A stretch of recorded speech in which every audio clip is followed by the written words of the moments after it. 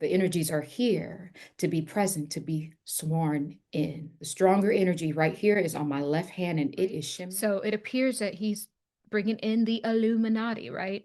He's bringing that in, and some sort of oath that he took with Puff. This is Biggie. He's leaning in.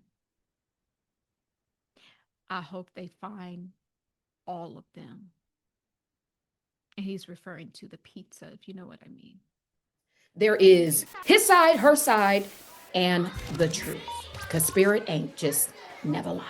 So we're gonna, dearly beloved, we welcome Spirit in today. Who is?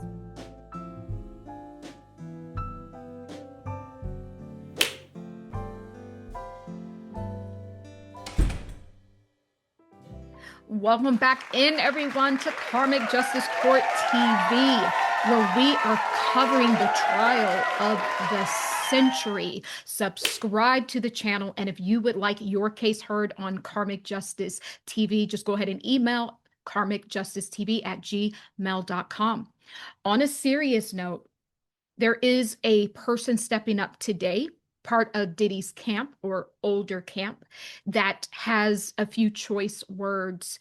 And we're going to go ahead and bring this witness up to the stand. But like always, I'm going to leave room for any other person, soul, that wants to just come in and shed some light on the curious case of Diddy. And to be honest with you guys, you know what I always like to say? Men lie, women lie, but Spirit really just ain't never lied. Spirit don't lie. This is all I'm saying. So let's go ahead and get started. And I've kind of already meditated over the energy. I know who is presenting themselves. And also, too, guys, when there's glitches in, not just the Matrix girl, but glitches in the internet, that could mean that there is a soul from beyond around. So just bear with me. Let's go ahead and see who would like to come up today. And I'm going to check the energy.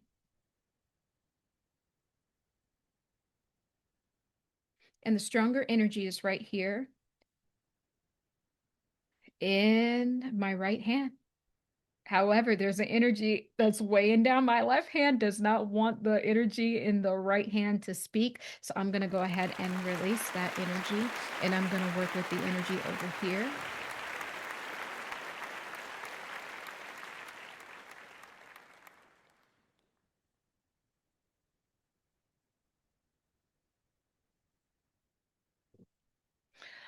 Okay, guys, we have interference here. I'm going to go ahead and bring up a key witness today. Biggie Smalls is here. But we have another energy, lots of different energies trying not to get the message out. Let's go ahead and bring Biggie on the stand today. Thank you for being here today, Mr. Biggie Smalls. I want you to hold up your spiritual wings. Do you promise to tell the whole truth and only the truth? So help you, God.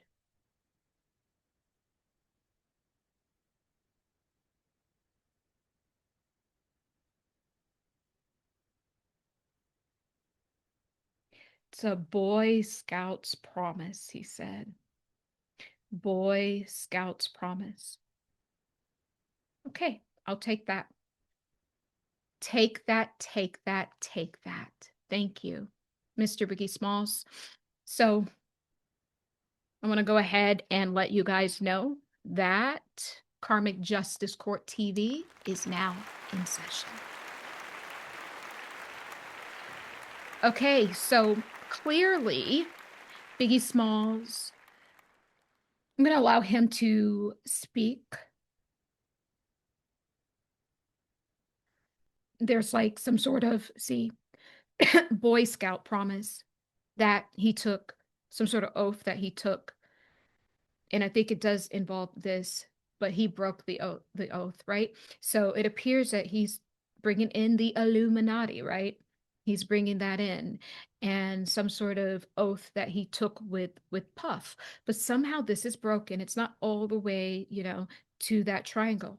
Somehow the oath got broken. And I think we're going to find out why the oath got broken. But I'm here to tell anybody I will not have any interferences in this courtroom today. Any Diddy bops, any other energies, any delusions, any illusions.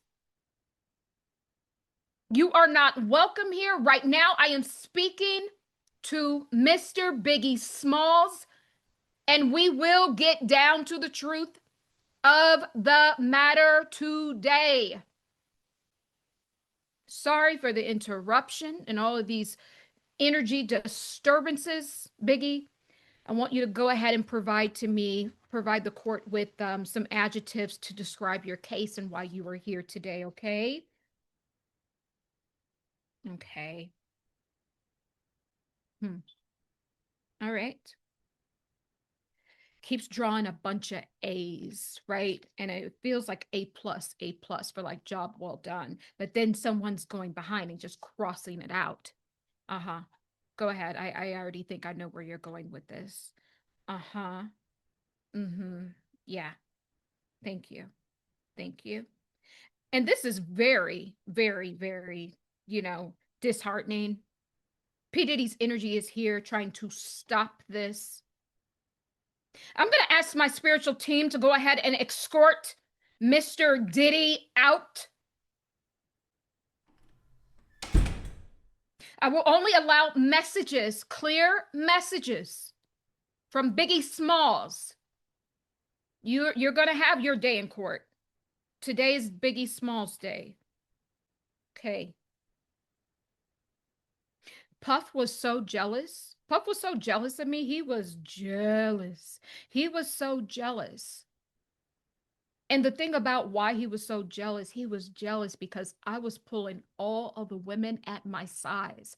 And I had this confidence and my age. As if he had to buy and drink his way out of his insecurities. I knew who I was. I was comfortable. Did I want to make some changes to my health? Yeah, but that wasn't stopping me from getting it in. That wasn't gonna ever stop me from getting it in. One time he saw the way that Kim was looking at me. Kim was just in love with me. Like she just was like, I'm her big papa, right? Like she didn't call me her big papa, but I think in Diddy's head, that is how he translated when she used to like squeeze on me and like hug on me. But also too, she gave the best hugs. It was really, really secure, made you feel really safe and looked after and protected. It was really beautiful. He was jealous as AF, right? He was jealous AF. He was so jealous of that. Also, too, it's interesting that he shows me he's at the top of his game as I'm literally writing all these A pluses. He knew he was A plus. He knew he was A1 certified. And every time it was weird, even though Diddy was producing for him and he was on his label, every time he would have a huge success, Puff would go behind me and literally cross that thing out. And how he would cross it out is he would just make it more about himself. Sometimes he just show up to interviews. Or sometimes he had already pre-interviewed. So by the time I got there and we ended up sitting on the couch, it was only like a few minutes. And all of the statements came from Puff. So this is what I'm talking about. It was me. It was my light. And he found a way to make my light small and to magnify his light. And everything I did that was A plus, A1 is what he says, Puff would come and cross it out. He would come and sabotage it. He was throwing darts at me. I was a target, and I knew I was a target. And I don't think if he knew that I knew, but I think he was getting worried that I would find out. Are you saying, Mr. Biggie Smalls, to the court that P. Diddy was like your biggest hater, even though you were working with him? He was your executive producer. You're saying that he was sabotaging his own work? Yes and no. He would do it in a way where I could only shine if it was through him. He would never X out his own work, but he would do it in a way where it was never me shining on my own.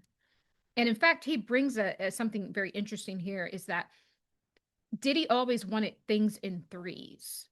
Always wanted things in threes. Like he brings up Total, the group R&B group Total. That there was three of them, and also I'm getting 3LW too. It's like he just loves threes, and I think that also too when he brings up Biggie, Mace, and Puffy, and I'm saying Puffy because back then I think his name was Puffy. So something about the threes that he really wanted to stick to. And so truly I could never shine on my own.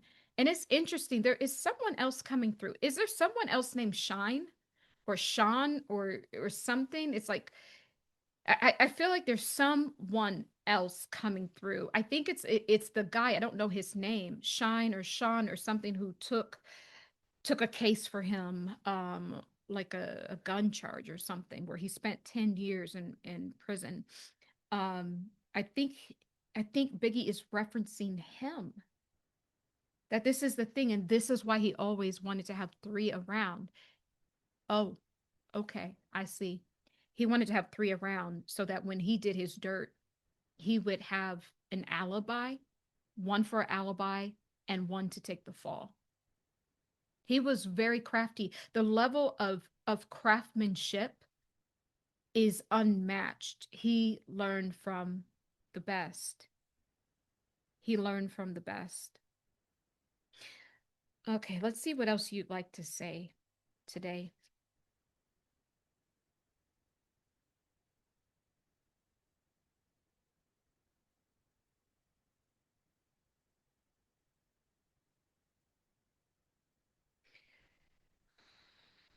He's mentioning life after death. He's mentioning that song. And I've been waking up over the past week, a few nights, a few days, and singing that song, Missing You, that P. Diddy did with Faith Evans after his passing, after your passing, Biggie. Were you the one giving me that song? He's like, yeah. He's like, he has a cool little disposition.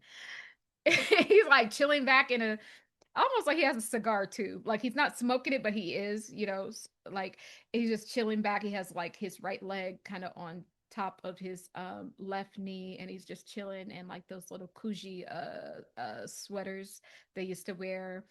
And he has this little cigar. He's like, yeah, of course that was me. Like, who else is gonna be sending you that? He's like, hey, I'm trying to get up in this trial too. It's like his personality is really showing now that Sean is out of the energy field, P. Diddy. But he wants to talk about, you want to go into your passing now, or more about the how Puff Daddy sabotaged you.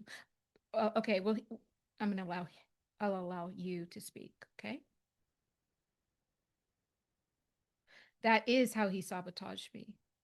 He already had the church picked out. The church that I would have my ceremony, would have my burial. It was already pre-planned. This was premeditated. This was already pre-planned. See, what a lot of people don't know is you don't have to be the one that actually pulls the trigger.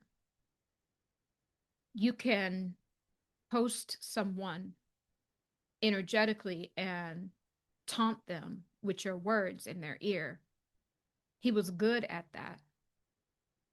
He would pass it off as a joke, but he had a way of pulling people in close. So is that the money, the alcohol, the gems, the jewels, the favors, but only he never gave a favor. Like he would say it was, but it really never was. It was always for him to keep himself protected in the three, like the Trinity, right? This guy never wanted to be alone. Oh my goodness, he always wanted people to do stuff with him.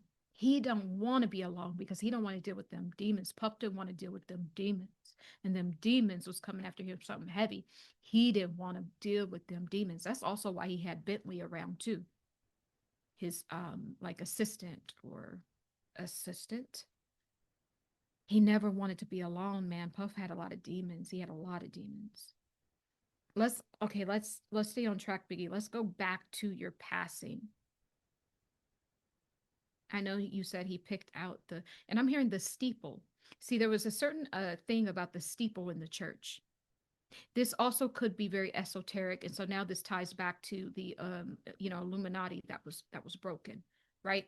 So what Biggie Smalls is saying is that he broke this brotherhood when he rose past Puff, and when he passed away, it was broken because he was the secret code to the success all along. Even though Puff tried to pass it off like it was him, and he got a lot of people to believe that it was him. So, for instance, the devil has been on his back since my passing because he has never been able to produce for them like he was when I was living in the flesh. And this is what broke the agreement with the Illuminatos, right? That's how he says it, like almost like in an Italian way, right? Um, this is what broke the agreement. And so he's been tormented ever since then because I was the light. He knew I was the light and he was the dark. But he wanted to keep the third person in between us so that no one would know, because if it was really just me and him all the time, people would know I was the light and that he was the dark, even though I may have appeared to be dark and he appeared to be lighter and more bling. No, it was the other way around. And in fact, when we were preparing for this, Mr. Biggie Smalls told me, no, he doesn't want to add colors behind his picture. I wanted to put, maybe green or, something to brighten it up. He said, no, I need to show myself like this because I want him to look at me and to remember and to see the pain that he caused. He wants, in a way, Puff to be hunted. Not that he's being a ghost or anything. He's just showing up and standing in his true power and authority, which he did not get to do underneath Puff's false light.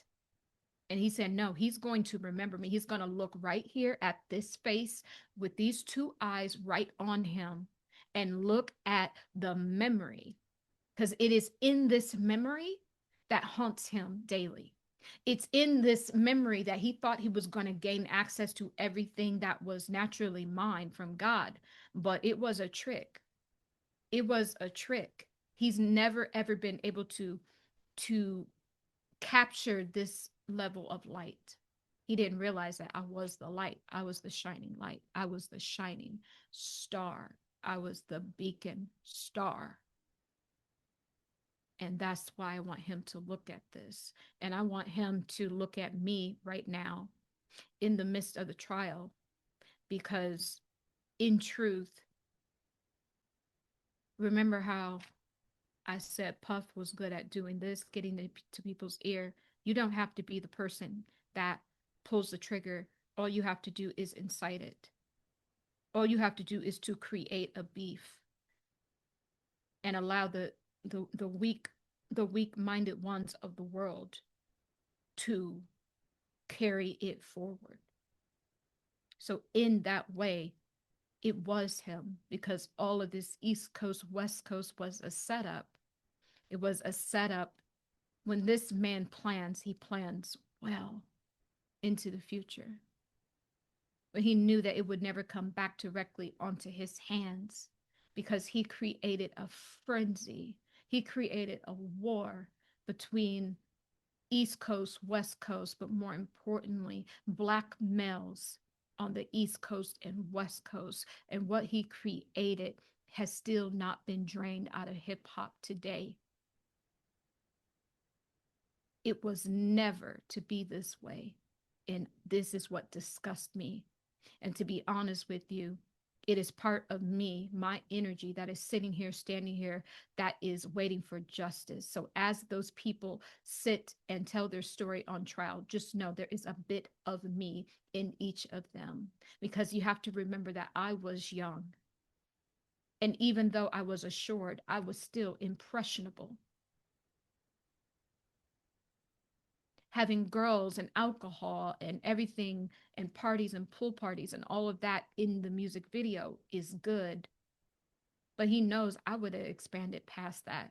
Once I would have expanded past that to more conscious, to more worldly, he's saying I wanted to bring a jamboree to the world, like a revival. And he knew he was going to get there. And he's saying that Puff had to stump out his light, because once he would have brought that level of energy to the music, everyone would know that Puff was a real dark, a real, I'm hearing a dark god. And so he perfectly plucked and seated himself into the minds of the masses, of the youth, of the broken ones. And I was the target. He made me a target. Make no mistake about it. He made me a target. He wants to reiterate, Puff made me the target. In one way, in interviews, you ever seen those people where they'll let someone do all the work and then they'll take the credit for it in the office, and they'll go in and turn it into the boss as if they did the whole project, just because they're like have some sort of seniority? That was him. But where he left me vulnerable, see, the street people didn't know that. The street people looked at me. He put my face out, even though, yes, he did cover it at time, but he knew when to showcase me. I was a shield. I was a shield and a tool at the same time. He's good. He is good.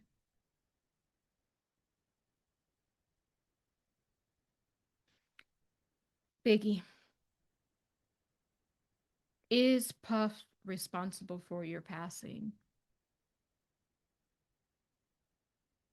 And I just heard immediately he's the only one that could have done it, because he was the only one that could have known. He draws my attention to the weapon. He's talking about some sort of caliber. I don't know much about guns, but see, the thing about it is I can see Biggie almost like he shows me inside of the gun, right?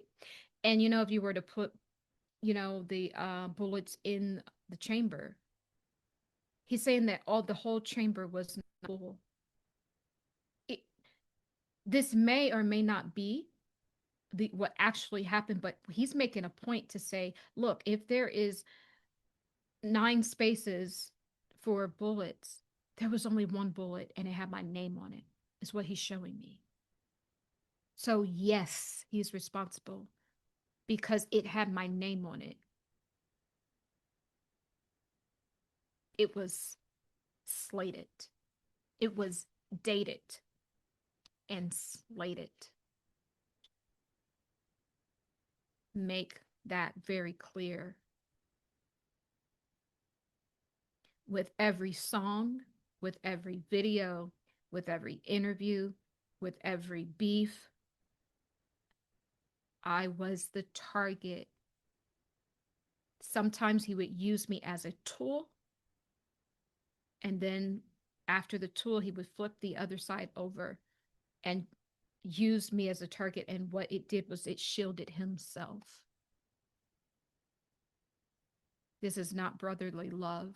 And when he did that, this is what broke this.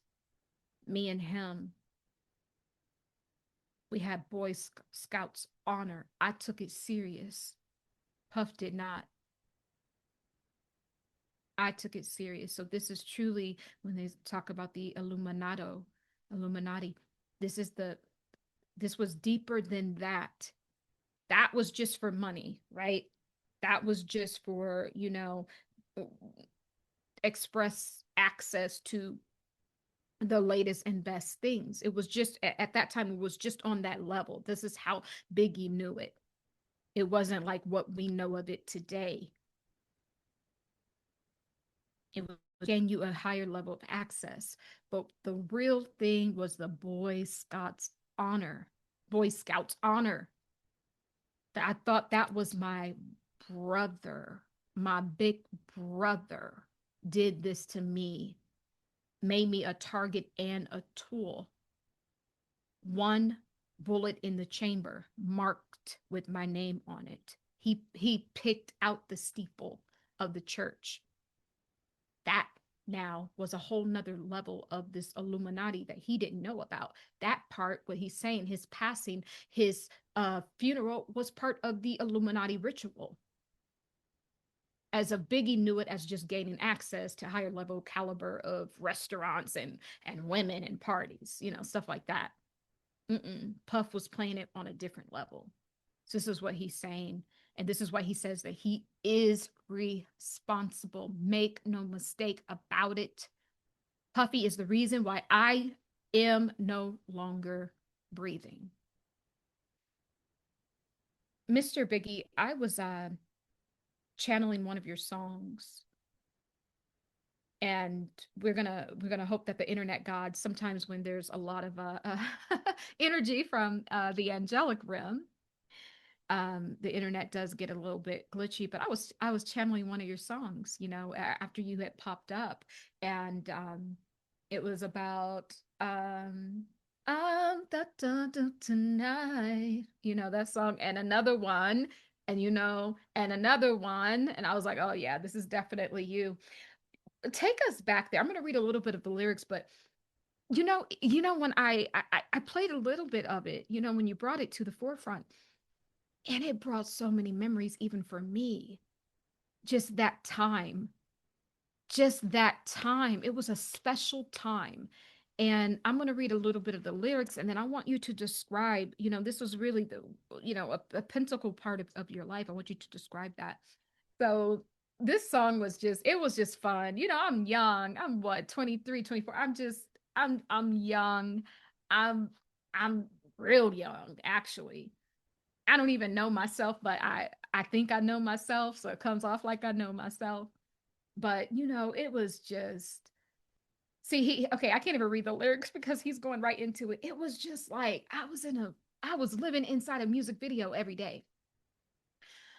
And he also makes a point to say I was living in that, he kept me in there, so I didn't think about the business stuff. But when I started to kind of like, wait, I need to start thinking about the business stuff for moms and all of that, that's when he was like, oh, you ain't gonna be, someone that I can use like that.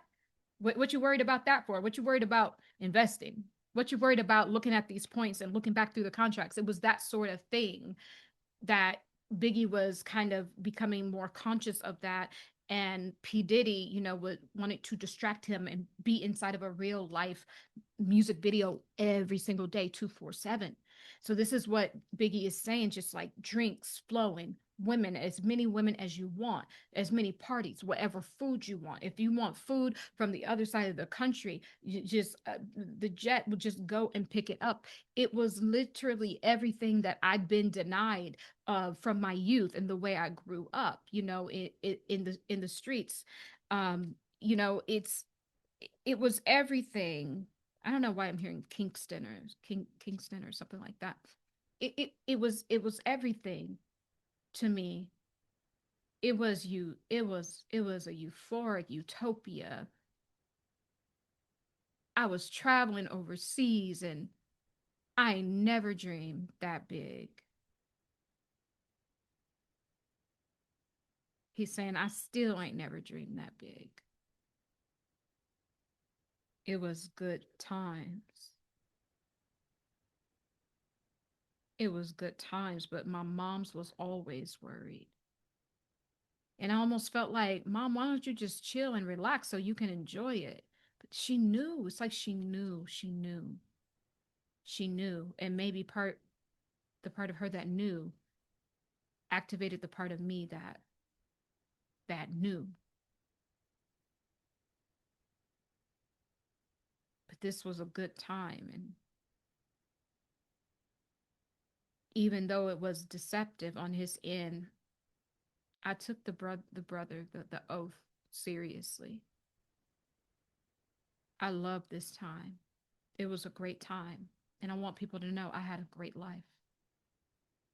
I had a good life. I had a great life. Lots of ups and downs, lots of lessons learned. But I feel it, like how he felt in the energy of during this time in hip hop, right? It's just, it was like we were on the precipice of creating something that had never been created. There was this sweet spot of hip hop that we had entered where it was coming from just like the Sugar Hill gang and just, you know, being very just conscious and on the block and you know, still kind of roughing it in a way to now going through like kind of, it was like adjacent to gangster rap. So people might put me in the category of gangster rap, but no, this was gangster rap adjacent. So it was like you could still see Puff was very instrumental. He's like, we got to make the girls dance. Girls don't dance to gangster rap. So this is when I came in, and somehow he found a way to soften it. So I say it was gangster rap adjacent. So this is why I say we were creating something that had never been. And so it was a good time. It was a great time. It was a great time. It was good. Mm.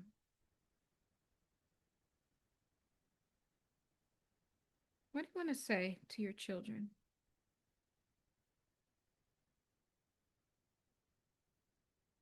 I want to say, despite what people say, I never disposed of you. There's a lot of issues with me and your moms. I think he's talking about Faith, Evan. I think there was some violence there. I think he makes a point to say, like, there was some abuse. I think he is making a point to say, well, I never like hit her in her face, right? Like, he wanted to make a point never to see like a woman bruise because it like brought him back to his mother. Like he would never want to see her that happened to her. So and it's like he knows it's a broken way of thinking. Oh, like maybe I did, you know, maybe we did get physical, but at least I didn't hit you in the face. But he's saying that at that time that's all he could, you know, that's where his mind was. He saw that as a righteous thing. But now, as he even watches the entire trial, he knows that any violence is not okay because the violence truly just comes back onto yourself, right? So, but he's saying like that he never, you know, even though that incident happened with like Faith, that his and I see a son. I don't know if he had a daughter too, but I'm just seeing a son. So yeah, he's there. Wants to know that I'm there. I've never forgotten. Like I've always been there. I could have been better to her.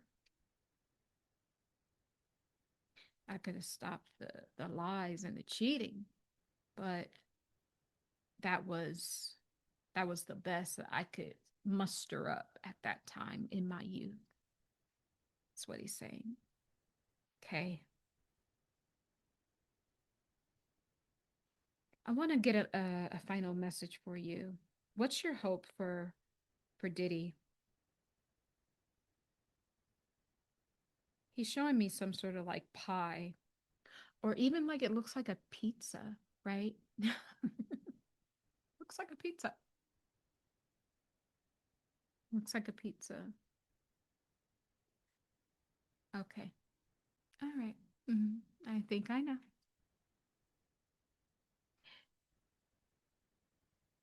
This is Biggie. He's leaning in. I hope they find all of them. And he's referring to the pizza, if you know what I mean. All of the little ones that were taken and affected by Puffy.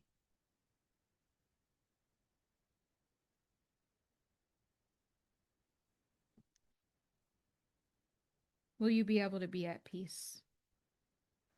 He's like, I've been at peace. I was at peace before, and I'm at peace now. The question is, will Puff be able to be at peace? That's the question. I'm good. Okay.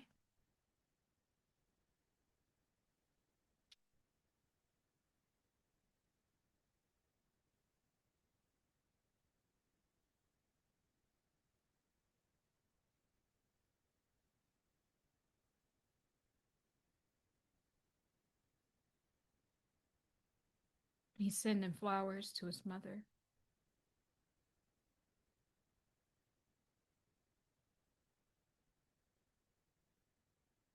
Lots of beautiful pink roses.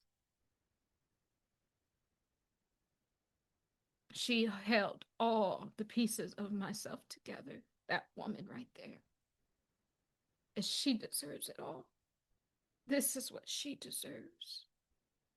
Him locked away. This is for my mother.